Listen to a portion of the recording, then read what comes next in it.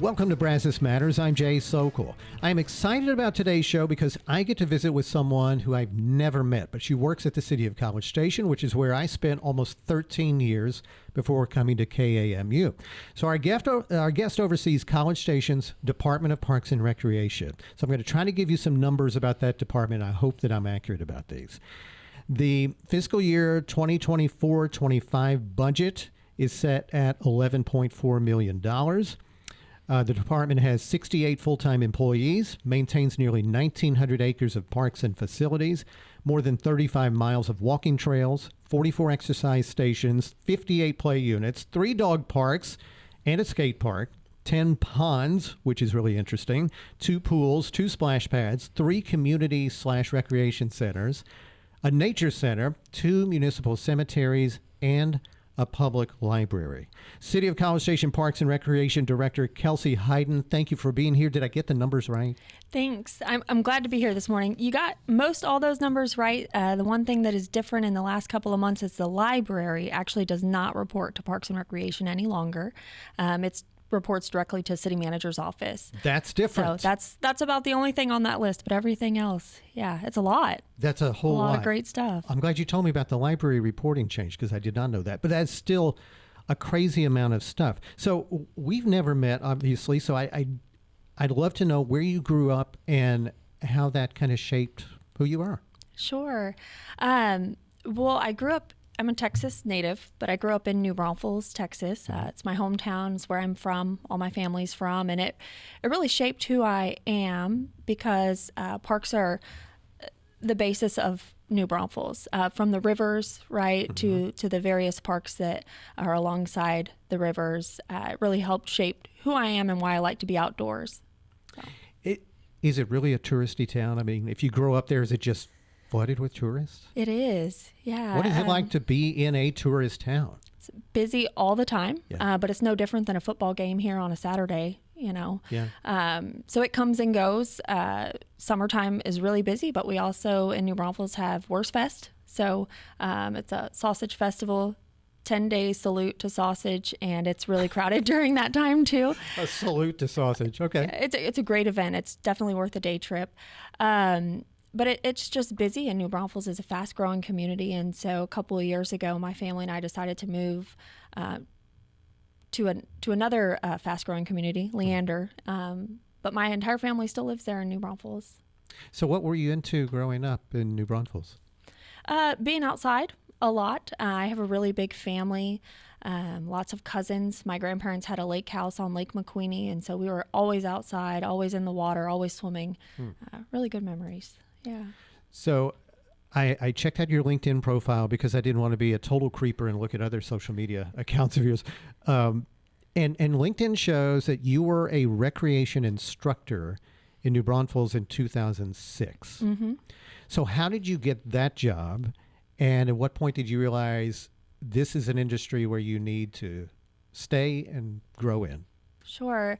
Wow. That was a really long time ago. Yeah. But I got my undergrad from Texas State University in San Marcos, so just up the road. And during my undergrad, I got a job at the City of New Braunfels as a recreation instructor. My first degree of choice was not Parks and Recreation Administration. What was it? Psychology. I wanted to be a counselor when I first started. And so I got a part-time job with the City of New Braunfels at the time. I don't even know that I realized I was working for the city. I was, fresh out of high school and just thought, hey, this is a great gig. It paid well. I was, as you mentioned, a recreation instructor. So I taught classes at the local recreation center, everything from like gardening camp to sporties for shorties. I had to make up all the curriculum. I think at one point I also taught cheerleading. I was not a cheerleader. That was back when Pinterest first started, so I had to explore, different things, and I really enjoyed it. And at that time, the recreation manager there, her name was Robin Kunkel, she had told me about the degree program, and I very quickly switched degree programs from psychology over to Parks and Recreation. So yeah, that's kind of how it started, and then just kind of evolved from there. Working for the city, I in total worked there 16 years. So what did you take from that first position in recreation that you kind of still carry with you today? Sure. I mentioned, some of the programs that I originally taught, like gardening camp and Sporties for Shorties. And back then, I think there was a theory of just throw something out and see if it sticks. And so one thing, programming is still near and dear to my heart. And I really think programming for a purpose, right? Making sure that we're putting stuff out that people want, not just anything, and really finding the experts to teach those classes. And that's something we do really good here in College Station. We find the experts to teach the classes. So it's not, someone going in a Pinterest board on how to teach cheerleading camp, right? We find the experts and put them in the room with the kids so that you really are getting the best experience. Right. So you became College Station's parks director almost a year ago, towards the end of 2023. And you mentioned you had stops in Leander and Pflugerville before that. So I know College Station parks and facilities and programs are terrific, and so is the staff. But you come here with new eyes on everything. So I'm curious, what have you told city management and city council, maybe even your parks advisory board, that are areas you think might need some attention or some change or are opportunities for growth? Sure. It's a really good question. And I think, Parks and Recreation, we're a service industry like most city departments, but we really lean into what do the people want, right? What is the community looking for? And so we're actually have funding right now to update our Parks and Recreation master plan, which is really our guiding document. The current plan expired in 2020, and we jumped into the city's comprehensive plan. So that's kind of a 5-year placeholder, if you will, of where we got some public input to help guide us in the direction that we need to go. But we are in the next couple of months going to be looking for a consultant to come in and help us do that update to our master plan. So really it's what the people want. A few things that I've seen, though, since I've been here in terms of a gap in services would be a lot of nature programming. It's something that we're focusing on and really trying to be intentional about those opportunities. In fact, we actually just held a mud day out at Lake Creek Park, which was really cool. My family was out there and 400 other individuals. So it was really a popular event, but it was nothing more than just coming and playing in the mud, Really? right? Being one with nature. It was really cool, really great event. And it really was just that, just playing in mud. We had a mud wallow, we had mud painting, we had a mud kitchen where kids and some adults could make mud pies. Right. And then we also had some of our staff out there teaching kids and families what critters live in the mud or who uses that as a habitat, right? So a learning opportunity as well. So focusing on stewardship of our natural resources is really big and I think will help carry us over in the next couple of years. And then also connectivity and trails. We have, like you mentioned, almost 2,000 acres of parkland, but connecting all those parks, right? So that you can get from one to the other on a bicycle or on a walk. Right. So back to the nature center, Lick Creek Park. I think Lick Creek Park is one of those best kept secrets. It's really an amazing place because you feel like you're in the middle of nowhere, but you're really not very far from town. For people who don't know about Lick Creek Park or the nature center, can you give a little sales pitch for it? Sure. Yeah. I think you said it best. It's the best kept secret. It's over 500 acres. Right off William D. Fitch Parkway, behind Pebble Creek. And you really do, when you go out there, you feel like you're in the middle of nowhere because there's so many buffers from the highways and the traffic. And we have a lot of trails out there. There's the Lick Creek Nature Trail that connects into that park. And so you can go on a natural surface trail, which would be like a crushed granite, which a lot of people prefer. It's better on the knees and the joints. And there's so much shade. There's a lot of trees out there that provide a really great natural shade.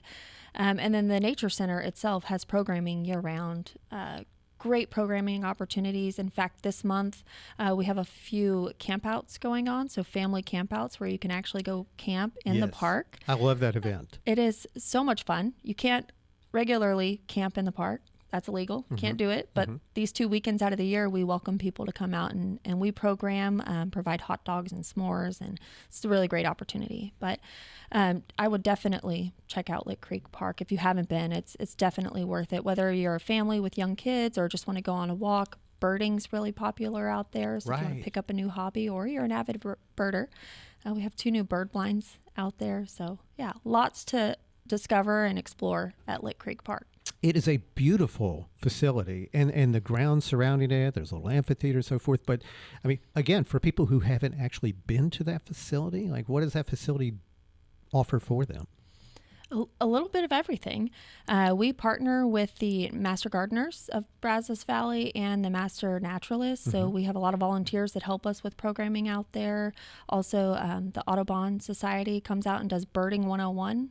I think it's the first Saturday of every month they're out there. It's absolutely free, binoculars provided. So really just getting the whole idea behind Lick Creek Nature Park is to get people to connect with nature again. Yeah.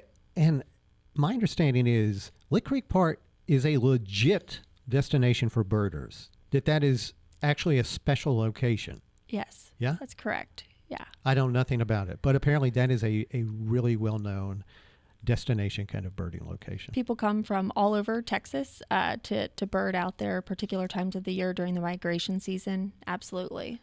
That's interesting. So you just started a brand new fiscal year, FY 24-25. So that means you have a fresh pot of money to work with and get things done. What are you hoping to get done in this new fiscal year? Yeah. So our general operating budget is pretty much is just for operating, right? And so it's those everyday expenses that we incur to provide services to the community. However, this year, our city council and city leadership approved a $2.5 million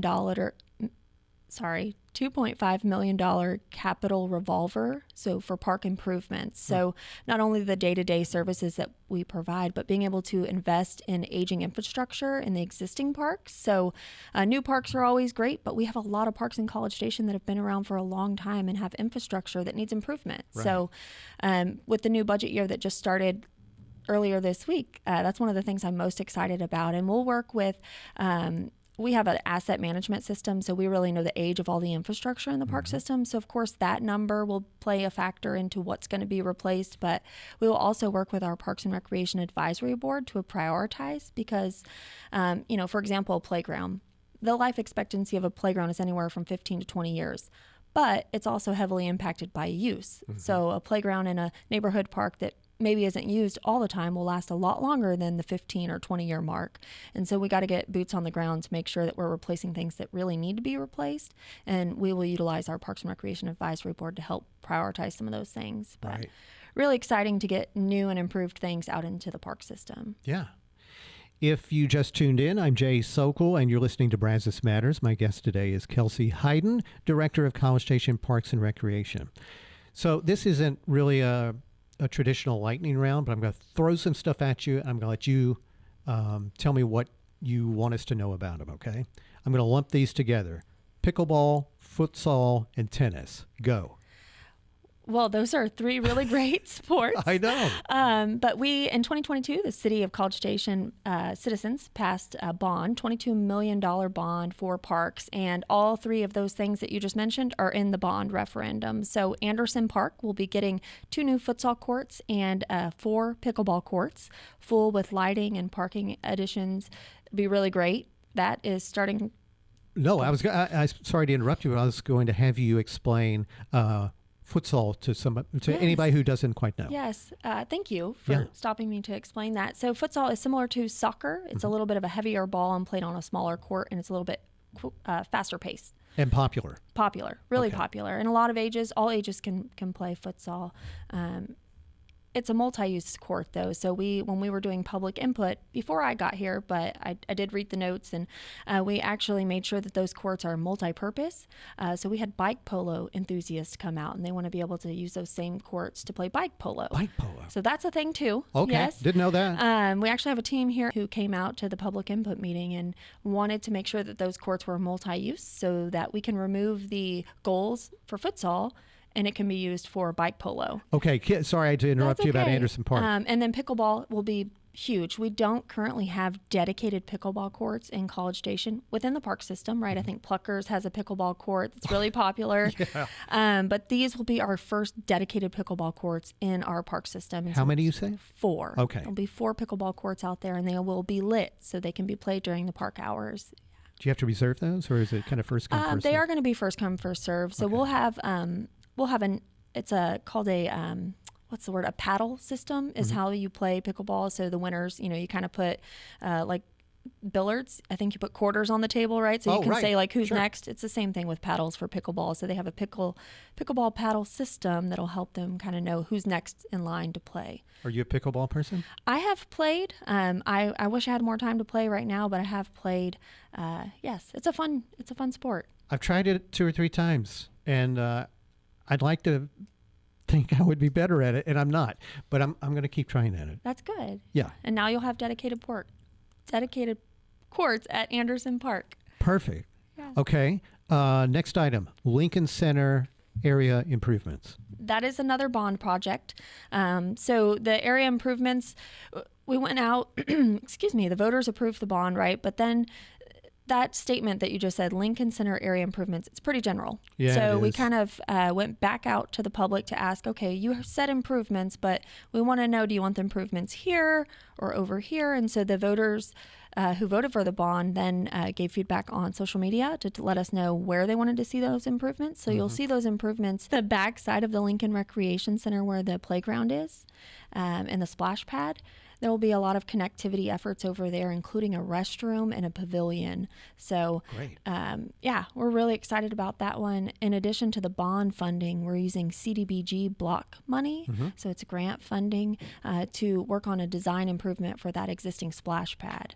So the bond will cover all the connectivity and the restrooms and the pavilion addition. And then we're going to work with CDBG money to design an upgrade to that splash pad. Great. We'll still need money to actually construct the new splash pad, but right now we're working on a design so that we have a plan for the future. Oh, that's great. The Lincoln Recreation Center, you've undoubtedly learned, it's such a special and unique place in College Station, and but there's still plenty of folks who don't know about it or know what's offered there. You want to give a quick sales pitch for the Lincoln Recreation Center? Yeah, definitely. It's a little bit of everything at the Lincoln Recreation Center, but you're right, it has a long history in the community and the neighborhood that surrounds it. But the Lincoln Recreation Center has 2 full-size basketball gymnasiums. One we call multi-purpose gym, but all kinds of senior programming throughout the day. So our residents 60 and older can go over there for a great time. Monday through Friday, all the time. There's always something going on, whether it's a board game or coffee and chat, right? Yeah. But there's also a great after-school program that's held at the Lincoln Recreation Center, as well as a full summer day camp operation. So a lot of things that are happening over there, and you don't even know if you don't know. Right. And then they also have, in addition to the gymnasiums, they have a full like a fitness center. It is on a small scale, but I believe the membership is a little bit below $20 a month. So it's a really great service to offer to the community and really great access. And fully renovated not terribly long ago. I mean, it's a really beautiful, well-equipped space. It is, definitely. Yeah. And I think there are parts of that are available to rent for various events. Is that right? That's correct. Yeah. Yes. In fact, you guys have a ton of facilities for rent. We do. Yeah. Pavilions all throughout the park system. And then we have indoor facilities such as the Lincoln Center. Meyer Center is also a rentable facility, as is the Southwood Community Center. So whether it's a baby shower or a meeting or whatever you're looking to do, we could certainly accommodate it. Sure. Okay. Here's another item for you. Mabel Claire Thomas Park improvements. That Thomas Park gets a ton of attention, obviously, especially by longtime residents. Tell me the latest with Thomas Park. Yeah. We actually just had a public input meeting to kind of get some feedback on the plans that we have from a bond project. So the redevelopment project at Mabel Claire Thomas Park is also another one of those 2022 bond projects. And it's actually been a long-standing project, right? As you mentioned, that park is near and dear to a lot of people in this community. And so the Purrier and James roads are slated to be redone with new asphalt and curb. And when that project started a few years back, they also looked at improvements to Mabel Claire Thomas Park. So that conversation started a long time ago. A lot of public input was done. And so essentially what we did with the bond project was take all of that input from years of public input, gave it to a design firm, and they took all that input and created a new plan for the park, or put some ideas together for the park improvements, really to highlight the existing character.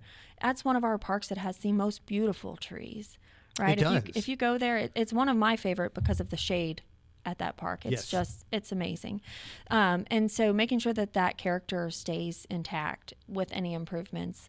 But we did just have a public input meeting to gather input on those plans, and it was really well received. A lot of positive feedback. A lot of the people, mostly residents, came out to give feedback on that. And in the next month or two, that plan should be going to City Council, and then after that, we'll start construction. So a plan that's been talked about for a really long time is coming to fruition, and that's really exciting. So it's, for anybody who's not familiar with Thomas Park, it's located just a few blocks behind City Hall. Mm-hmm. And it's a long linear park that is, I don't know, it's pretty varied from one end to the other. Can you even talk about some of the ideas that may be featured in that future Thomas Park? Yeah, absolutely. One of the biggest things was making sure to give each of those spaces a prominence, right? Right now, there's a lot of different elements in that park, kind of all over the place. Yeah. And so the northern part of the park, right now, there's a fitness track and a little fitness station. And so really taking that northern part and being intentional about what you see there. So amplifying that walking track, we heard from the community over years, right, that's one of the most used walking tracks, right? And I drive by in the mornings when we have meetings at City Hall, and there's always people walking in the park. So really just being more intentional with each of those spaces. So the northern part is slated to be really like a fitness, I say fitness, but not an active fitness area. You know, some really great fitness stations along that trail and amplifying the trail there. And then in the southern portion of the park, resurfacing the existing basketball and tennis courts. So not getting rid of anything, just making it more intentional. Really intentionally taking the drainage that runs through that park. So right now it's kind of the spine of the park. There's a big drainage, ditch, if you will, right, for a lack of a better word. And so taking that, because there is drainage, most of our parks do have drainage, and so taking that drainage within Thomas Park and making it look intentional, so planting some native plants there and using it as a riparian zone or a biofiltration system, right? And so some nature play elements might come out of that, or some really intentional nature elements. And then also, new playgrounds will be added there, but they're not going to be our traditional playgrounds that you see, you know, like plastic and metal. It'll be more natural play elements. And then one of the things within the bond language was to add restrooms and a pavilion shelter. Oh, yeah. So those will be added as well. You know what I find most interesting about that park is on the, I guess it would be considered the south end, where you have a swing set structure, right? Are the number of college students who swing in those, like just to relax, because during the pandemic and you know, in the wake of the pandemic, I needed to get out away from City Hall and take walks. And so I would walk around Thomas Park a lot, and invariably there's students in the swing sets, which was delightful to me. Yes, and you're never too old to play. No, I love that because it gives you an idea. I would see from families with the smallest children to college students to probably university faculty playing soccer. I mean, it's really a destination for all ages. That's right. Absolutely. So I'm excited to see what Thomas Park becomes. Absolutely. We're excited too. It's going to be really great. And we did keep that in mind with the multi-generational people who live there and then also visit that area. Okay. Here's another item for you. Texas Independence Park. Tell me about that, because since I left City Hall, since I left the city organization, things have changed a little bit. So what we got there? Yeah, so Texas Independence Park is about a 70-acre parcel right off Rock Prairie.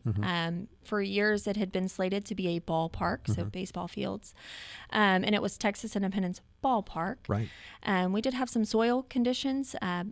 about a year ago, so in August of 2023, council directed staff with those soil conditions to explore other options out there because it is parkland and we still want to use it as a park. And so council was really intentional about making sure that we set up a plan for success out there. Even though we can't build the ball fields, what else can we do to get people out here and use this park or use this green space? And so over the last year, our capital planning team, our capital projects team led by Jennifer Kane, who is fantastic. That entire team is so fun to work with, and they're awesome at their job. So a lot of the projects we're talking about, they're kind of leading the charge on project management, which is really helpful.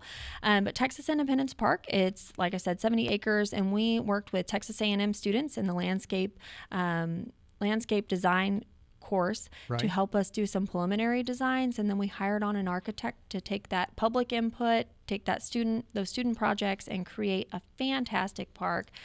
We were able to incorporate some green space behind that park. So instead of being 70 acres, we've incorporated 60 acres of green space. It's now, it spans from Rock Prairie, or will span from Rock Prairie all the way to Midtown Drive. Oh, that's So great. it's going to be one of our largest parks in the park system when built. But it's slated to have a full 18-hole disc golf course. So really great bike elements throughout the park. That's one thing we heard through the public input. We needed some bike trails, and not just a sidewalk on the side of the road, but trails that interweave throughout the park. It'll also have an expanded fishing pond out there. There's currently a pond, so it'll be similar to Central Park Catch and Release. And then we'll also have a destination playground there. So playground, not like anything else we have in our current park system, something bigger. Oh. And again, like I mentioned at Thomas, not a natural or plastic and something you see everywhere. It'll be something different and unique. Right. And then we'll have a dog park. Just a ton all of kinds of stuff stuff packed into that park. So as we're in our last few seconds here, I need to just ask you this real quickly. Your favorite park so far for you and your family, maybe to spend a little time? Gosh, that's a hard one because we have so many I know great you parks. do. But one of my favorite is Gabbard Park. I think I mentioned Thomas earlier because of shade. Gabbard Park is another park that has great shade, water elements with the ponds that we have out there. And it's one that you don't feel like you're in the middle of the city when you go visit it. I'll just throw mine out there. Bryson Park. People, That's a good one. you can go to cstx.gov/parks and you can find out all about this sort of stuff. Kelsey, Heiden, thank you so much for being here. Absolutely. It was great to meet you. Nice to meet you too. Thanks for having me. You bet. Brazos Matters is a production of Aggieland's Public Radio, 90.9 KAMU-FM, a member of Texas A&M University's Division of Marketing and Communications. Our show is engineered and edited by Matt Dittman. All Brazos Matters episodes are available on YouTube and on podcast platforms like Spotify, Apple, iHeart, and Amazon. We don't want you to miss a single episode, so please subscribe. I'm Jay Sokol. Thanks so much for watching and for listening. Have a great day.